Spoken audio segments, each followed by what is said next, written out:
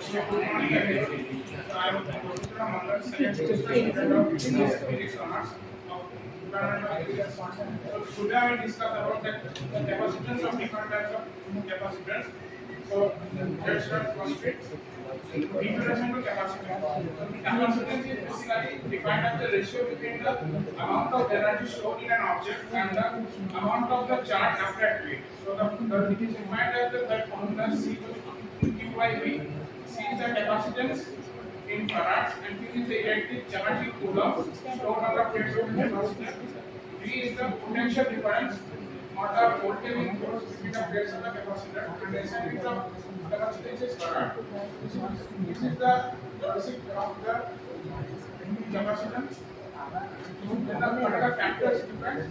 So it is a distance between the plates, surface of the plates are directly constant temperature and frequency. The distance of the between the plates is inversely proportional, and so as the distance between the plates, as the distance of as the plates are closer, the greater is the capacitance. The surface of the area of the plate is directly proportional. So the larger the surface area, the greater the capacitance. Then directly constant. So directly constant of the material between the capacitor or plates. So data measure on determine the capacitance. So where the directly constant corresponds to the capacitance value. And the temperature depends. The capacitance of the material can be affected by temperature changes. And the frequency, the capacitance can also be affected by the frequency of the signal passing the capacitor. Now let's discuss about the types of capacitor. So there are different types of capacitor: ceramic capacitor, electrolytic capacitor, tantalum capacitor, film capacitor, supercapacitor, and barrier capacitor. So let's discuss one by one. So the ceramic capacitor is a capacitor which uses a ceramic material as a dielectric, and the two types are mostly there as a multi-layer ceramic capacitor and ceramic disc capacitor. So ceramic capacitor it has the range from 10 picofarads to 0.5 microfarads, and the characteristics is that high incidence resistance, incident stability, and relatively low cost. The electrolytic capacitors. The electrolytic capacitors have high capacitance than other capacitor types by utilizing their electrode to form a thin dielectric layer on the electrode surface. And these capacitors are known for their high capacitance values ranging from 1 microfarad to 47 mm. Electrolytic capacitors, some capacitors are polarized, means that they have a positive and negative terminal and must be connected.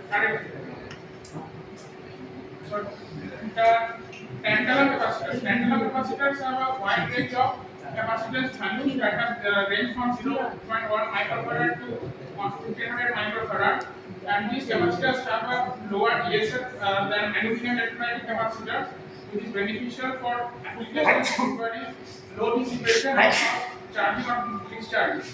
And flame capacitors. So flame capacitors are known for their high voltage and capacitance capabilities, with values typically ranging from below 1 nanofarad to 30 microfarads.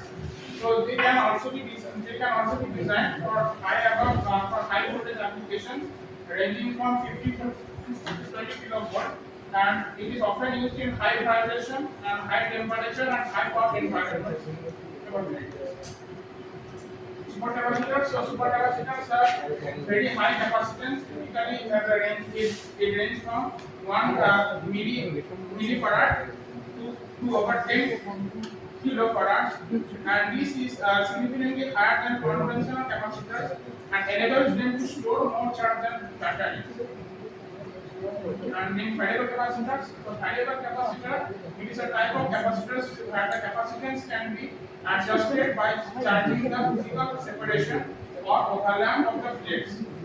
And the variable capacitors offer range capacitance values between 2 to 20 picofarads. Then the applications, so it is basically used for energy storage and power conditioning, signal processing, and tuning circuits. And this is the small applications which are basically used. And this is the comparison table which I have discussed in the previous slides. the types of capacitors and the range, voltage rating, and polarized. Yes or no, polarized or not, and their applications. So this was my topic to discuss. Thank you.